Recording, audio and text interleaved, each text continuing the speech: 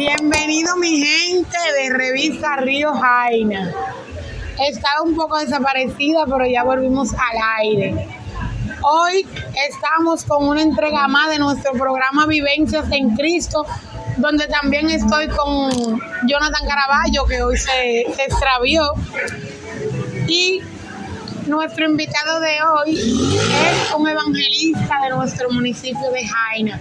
Con todos nosotros, José Arias, bienvenido. Amén, amén. Muchas gracias. Dios bendiga a ese pueblo de Dios y todas las personas que también todavía no han estado en los caminos del Señor, pero que también la paz de Dios esté con ellos. Un placer para mí poder compartir con ustedes a través de esta plataforma. Bueno, vamos a comenzar a lo que vinimos. Amén. José Arias, cuéntanos de dónde es José Arias, de dónde nace. Bueno, nosotros realmente, los Arias a los que pertenezco, nuestro epicentro de donde salimos e iniciamos es de Najayo, somos del sur, pero a temprana edad mi madre nos llevó a Santo Domingo, a Villa Agrícola. Nosotros mayormente nos criamos en Villa Juana en un tiempo, a una edad temprana, y luego creo que a la edad de 9 a 12 años vinimos a habitar en Jaina, y desde ese entonces estamos acá y hemos tenido experiencias maravillosas, poderosas, pero nuestra real procedencia ahora mismo, ya por el tiempo que tenemos, es Jaina. Es Jaina, aunque nacimos en Santo Domingo y tuvimos un tiempecito allá, pero hay pocas cosas que recuerdo de eso. Y cuéntanos, ¿desde qué año José Arias conoce al Señor?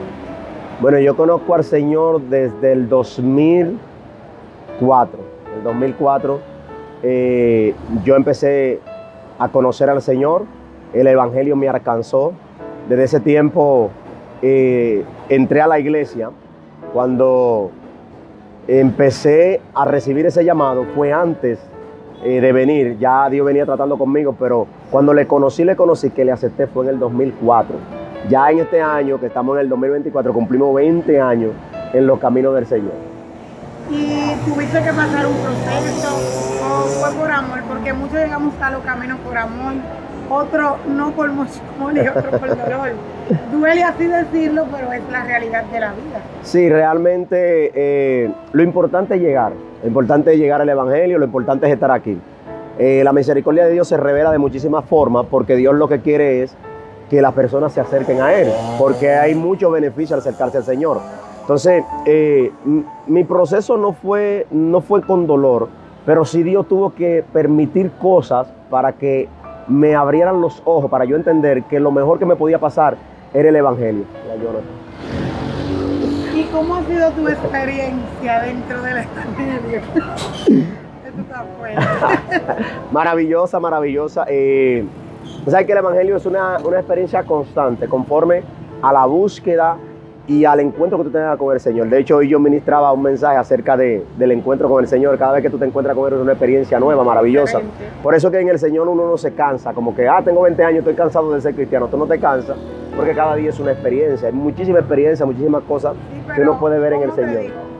Para mi entender y mi punto de vista, uno tiene experiencia tras experiencia, como tú dices, en la búsqueda, porque hay mucha gente que dice, no, que el Evangelio es aburrido porque lo vende de afuera, o porque quizá uno tiene más búsqueda que otro. Exacto. Pero realmente, como vuelvo y repito, valga la redundancia, el Evangelio es una experiencia constante, porque estar cada día en la presencia del Señor te hace vivir experiencias nuevas. La Biblia dice que sus misericordias son nuevas cada mañana. Cada mañana tú vives algo nuevo en el Señor. Y lo que aburre es lo monótono, lo que es constante, el tener que levantarse a hacer la misma rutina. Pero cuando tú tienes experiencias nuevas, nuevos sueños, nuevas revelaciones. Por ejemplo, gracias al Señor, yo he leído la Biblia 40 veces. Mi pasión es leer la Biblia. El que me conoce sabe que a mí me encanta leer la Biblia. Y le he leído 40 veces la Biblia completa. Pero cada vez que leo la Biblia, voy a la Biblia, es algo nuevo. O sea, y te digo que me sorprendo. Digo, esto estaba ahí, pero lo he leído 40 veces.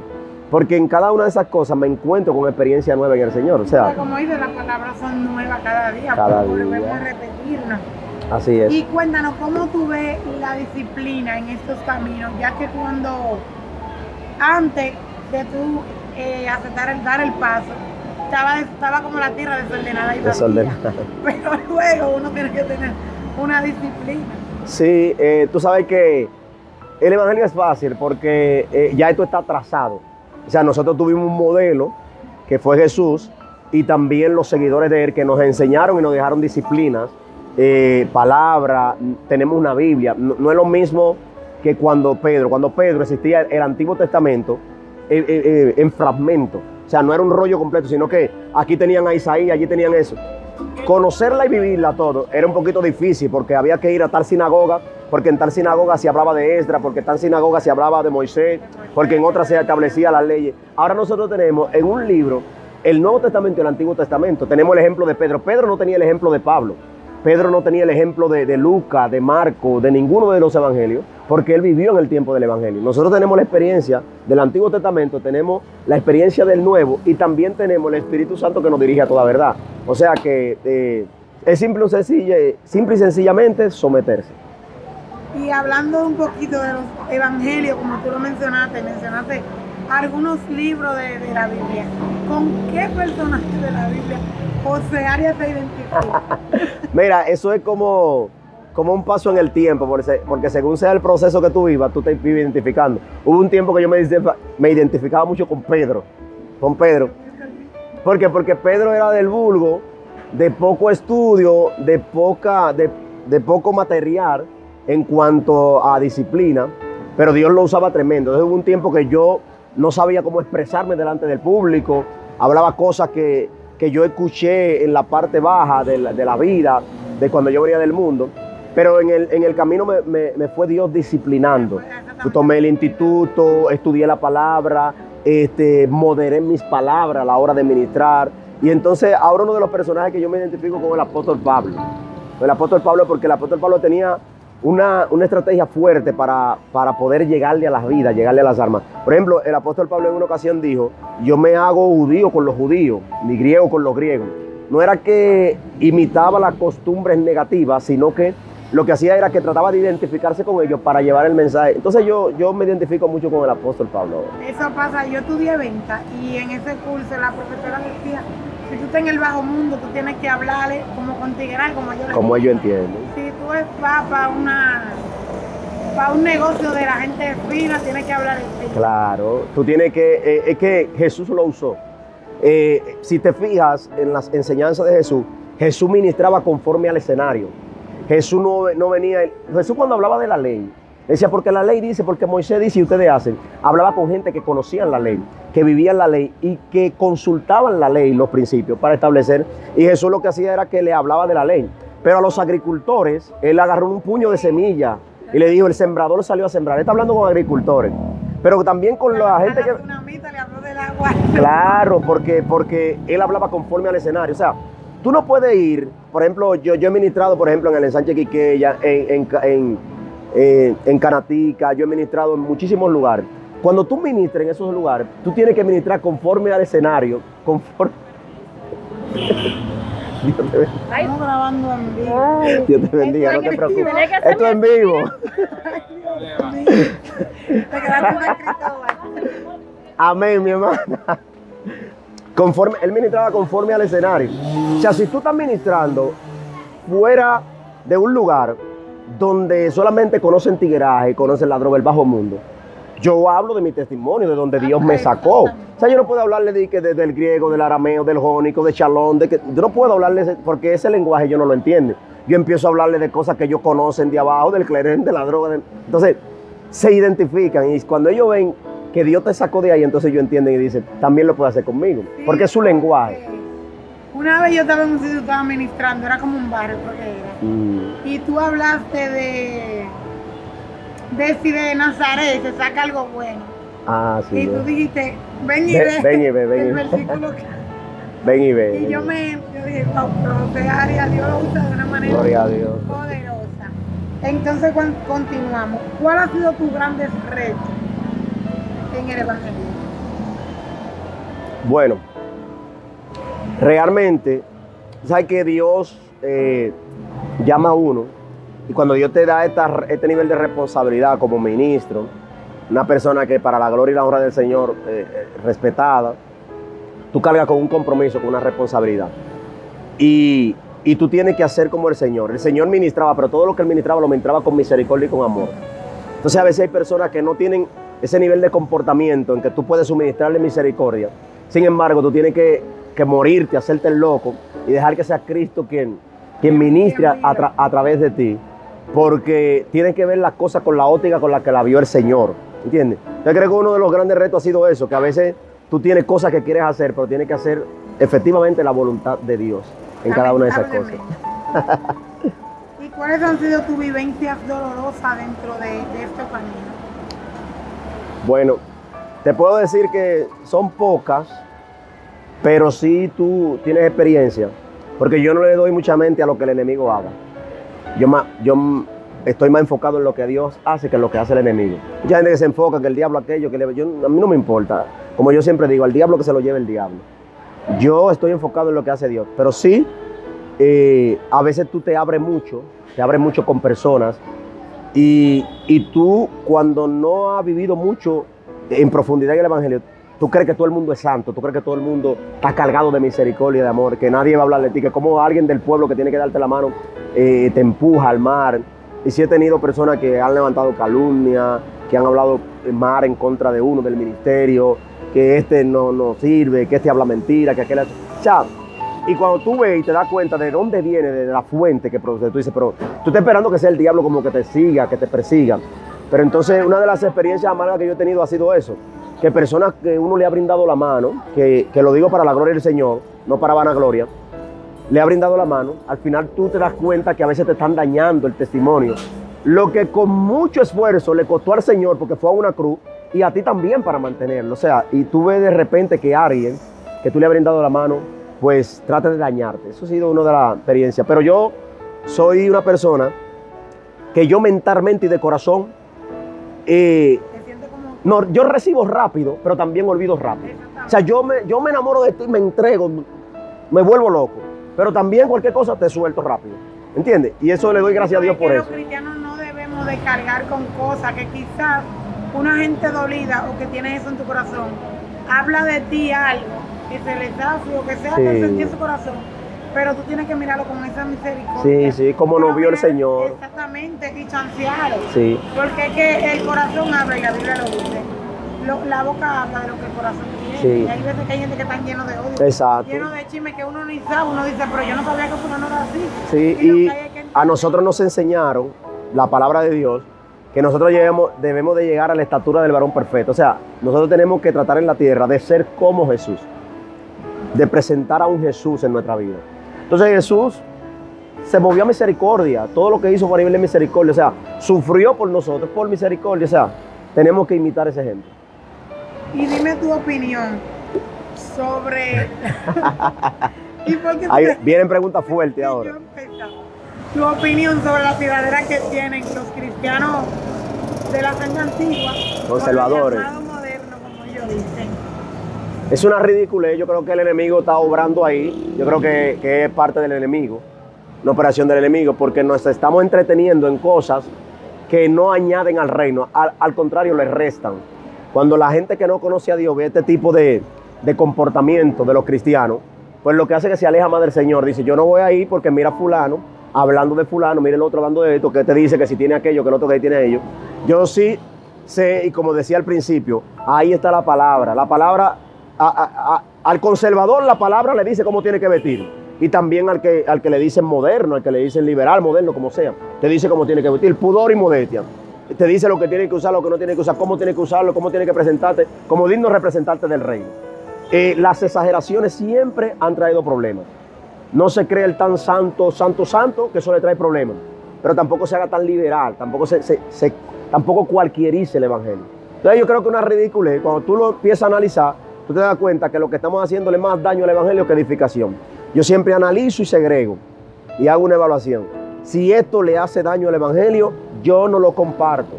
Yo tengo gente que me han invitado a hacer programas, me han hecho preguntas controversiales y yo no respondo más de lo que debo de responder, ni digo más de lo que tengo que decir.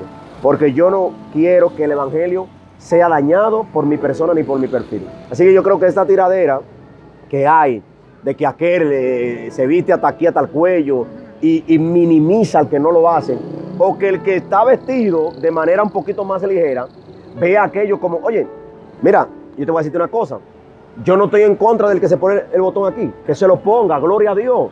Si tú entiendes que eso está bien, gloria a Dios. Ahora, tú que tienes el botón ahí, no me persiga a mí que no lo tengo. ¿Me entiendes?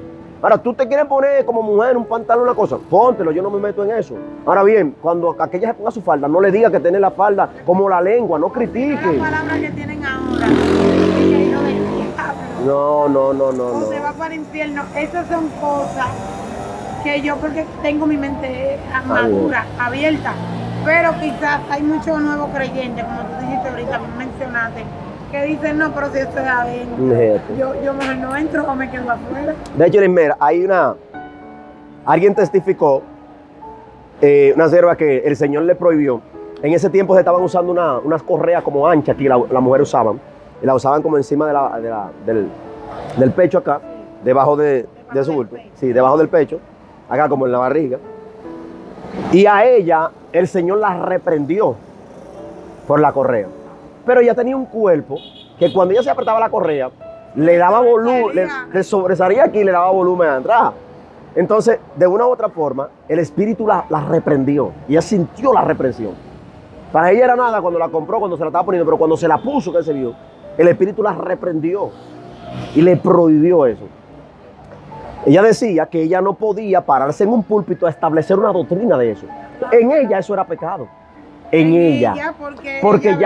Porque ¿qué es pecado? Desobedecer a Dios. Ya Dios le dijo, la reprendió. Ahora, de eso ella no podía decir a nivel general que no se podía poner eso. O sea, a quien Dios no lo reprende, a quien Dios no le llama la atención por eso, que Dios sabe que no hace daño, no hay ningún tipo de problema. No hay que prohibirle esa correa a todas las mujeres. ¿Entiendes lo que digo? Porque hay una cosa que es universal, que es la palabra del Señor, pero hay tratos que son especiales con diferentes personas. O sea, Dios trata contigo de una manera y conmigo de otra.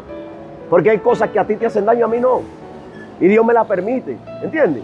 Que no tienen que ver nada con pecado, pero que en ti se convierten en una ilusión. Hay gente que Dios le ha prohibido hasta perfume. Hasta ponerse tenis porque eran amantes. Porque eran fanáticos. Porque le dedicaban mucho tiempo a eso. Entonces por eso el Señor le prohibía. Pero en mí cuando viene a ver no tiene ninguna situación. Pero entonces tú, que a ti te lo prohibieron, tú no tienes entendimiento, quieres generalizar el asunto. Entonces ahí es donde está el problema. Ahí está el problema.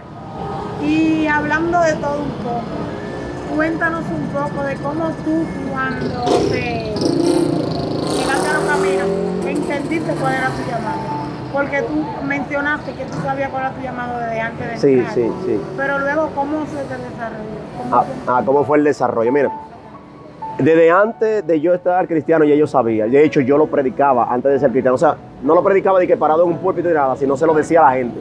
Cuando la gente me predicaba, yo le decía, no, ya yo voy a ser evangelista, tranquilo. En el mundo, con aretes puestos, ya yo le decía a la gente.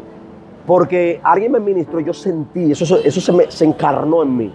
Y ya yo sabía, la gente me predicaba. Entonces, yo tenía una pasión, te digo, que a veces Dios viene tratando contigo desde el mundo, de leer la palabra. Yo andaba con un Nuevo Testamento de uno que dan unos amigos nuestros, los Gedeones, y yo andaba con él en los bolsillos. Y yo lo leía constantemente y siempre andaba con la palabra, y cuando me daban un tratado o algo yo siempre lo recibía con mucho amor. Si lo veía en el suelo lo tomaba. Pero yo recuerdo que ya cuando me predicaba yo decía, tranquilo, yo voy a ser evangelista, yo le voy a predicar a ustedes, yo voy a ser una de las personas que ustedes van a seguir. Todas esas cosas decía yo, antes ya yo sabía del llamado. Entonces cuando yo entro, yo entendí como armés y medio de estar ahí en el pueblo, de un mensaje que alguien dijo, que Dios para entregarte cosas te procesa para que tú puedas administrar con altura, para que sepas administrar. Entonces yo le dije al Señor, yo necesito que tú me proceses, porque yo no vine a ser un cristiano de banco. Yo no vine a sentarme aquí a ver a nadie. Yo le dije, úsame, haz lo que tenga que hacer. Y yo entiendo que tiene que procesarme. Y le dije, procésame. Haz lo que tú quieras, méteme en el lío que tú quieras, para que me entregue lo que tenga que entregarme ya. Bueno, a veces es duro, porque cuando Dios empezó a procesarme, yo le dije en una, ya, bájale, porque estaba fuerte, estaba duro, fue una situación. De hecho, en ese proceso, mi esposa, que ya estábamos, salió embarazada, yo no tenía trabajo, pero yo vengo de la calle, de buscarme mi cuarto como quiera, de sentarme en los puntos, de quitárselo a quien sea. Entonces, cuando estoy dentro, ya yo no puedo hacer nada de eso, ya yo no puedo delinquir, ya yo no puedo mentir, ¿entiendes? Entonces estoy dentro, no tengo esa habilidad dentro, pero tampoco puedo acercarme a lo de afuera. Entonces no sé cómo hacerlo. Y tuve que confiar en Dios. Pero en ese proceso, pasamos muchísima hambre, que tuvimos que comer pan vacío, agua de azúcar, teníamos que comer arroz vacío, ya tú sabes, guardar, si quedó algo, guardarlo para el otro día. Y pasé como 1 año y 2 meses en una situación como esa, con un solo par de zapatos. Pero tú sientes que valió la pena la espera, porque a veces que hay muchas personas que se desesperan en el proceso y vuelven atrás. Sí, claro que valió la pena, porque el problema es que tú tienes que entender por qué es el proceso. O sea, tú siempre tienes que ver el porqué de las cosas. O sea, me está pasando esto, ve por qué, o sea, ve a la raíz. Porque, señor, hay cosas que se desarrollan, que son negativas, que a uno le llegan. Tú estás sufriendo de azúcar, Dios guarde, de una situación. Ve a la raíz, porque hay una raíz, todo tiene una raíz. O sea, me está pasando aquello, ¿y por qué a mí? Hay una raíz de eso. Entonces hay que irse a la raíz de por qué te está pasando eso. O sea, yo sabía que ya yo estaba siendo procesado porque venía algo mejor, algo grande, un ministerio, que Dios iba a desarrollar algo poderoso. Entonces yo dije, no, vamos a pelearle, vamos a aguantarle a Dios y a pasarle el proceso con 100. Una vez pasado el proceso, los cielos se abrieron, yo conseguí un buen trabajo, la gente empezó a invitarme a predicar, a actividades. De repente ya la agenda ni la aguantaba, eran tanto con el trabajo aquí. De hecho, yo trabajaba que tenía que tener una semana de día y una de noche. El Señor me sacó de ahí porque me dijo una vez, te voy a sacar de ahí para darte un trabajo más estable, para que tú puedas ministrar.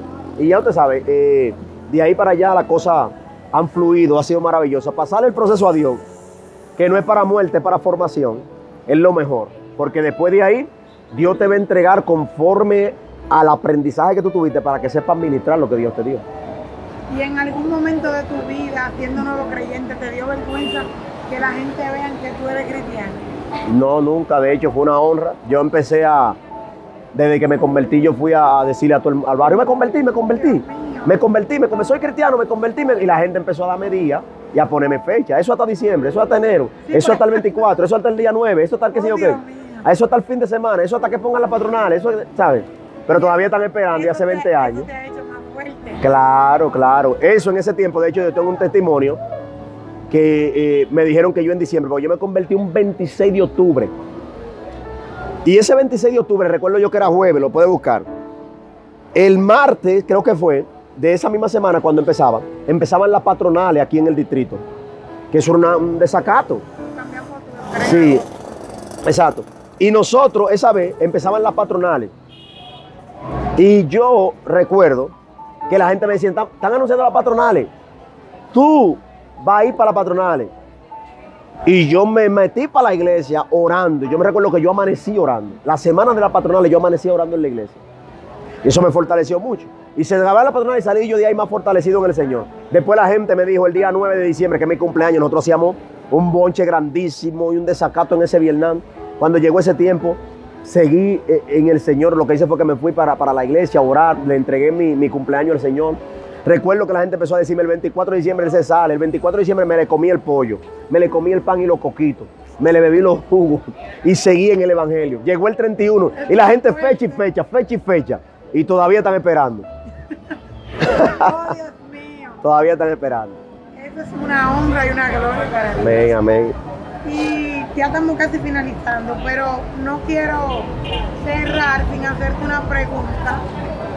¿En qué tú sientes, en qué milagro tú sientes que Dios como que más te ha usado en una persona? Mira, yo recuerdo, para darte un testimonio, porque una de las maneras en las que Dios me usa y me mueve es con la palabra. Yo no sé si tú has estado en lugares que yo no ando de que, mira, ven, vamos a llamarte. Yo no llamo. Pero si yo duro 1 hora predicando, esa hora la gente está recibiendo como concentrada, no suelta, porque yo sé que Dios me usa en la palabra. O sea, yo predicando. Porque hay gente que tira un mensaje, la gente ni se acuerda. Pero yo tengo gente que me dice, varón, el primer mensaje que usted predicó, hace que si yo cuántos años fue tal. No olvida, porque la palabra lo marca. Y yo creo que uno de los ministerios más poderosos es que Dios te use a través de la palabra. Oye, Dios te puede... Hay cosas que son más fuertes que levantar un muerto, es la palabra. Porque la palabra, tú puedes levantar un muerto con un milagro, pero la palabra no te deja morir. Porque el cielo y la tierra pasará, la palabra no. O sea, por una palabra hay gente que no está muerto, y por una palabra hay gente que no está en el mundo, por una palabra hay gente que no ha soltado la toalla. Entonces la palabra es lo más poderoso, por eso es que Dios respalda su palabra. Entonces, yo recuerdo que cuando yo empecé en el ministerio, yo tenía un grupo de jóvenes que nosotros íbamos a lugares visitando hogares, y había una mujer que lo habían desahuciado. La ciencia, los médicos lo desahuciaron. Y nosotros íbamos pasando por una cañadita porque visitábamos hogares. Y la casa estaba rodeada de zinc, como una paliza de zinc. Y yo recuerdo que cuando vamos pasando la cañada, sale una joven y nos dice, ¿ustedes son cristianos? Sí, nosotros somos cristianos. Vengan para que oren por mi mamá. Y la mamá estaba casi verde, era una mujer blanca, pero ya la piel la tenía casi verde porque tenía un cáncer terminal y los médicos le habían dado 3 meses de vida. Cuando nosotros entramos, empezamos a orar. La mujer no comía, tenía semanas que no comía, estaba consumida en la cama totalmente y estaba muriendo. Los hijos ya estaban esperando en el último momento. Lo que querían era, prácticamente una de las hijas me confesó que lo que quería era que el Señor se la llevara porque estaba sufriendo mucho. Y yo recuerdo que cuando nosotros entramos, ella no comía ni bebía nada. Y había un jugo de manzana y había una sopa. Y le estaban dando, y recuerdo que le dieron delante nuestro y ella la tiró porque no resenía nada.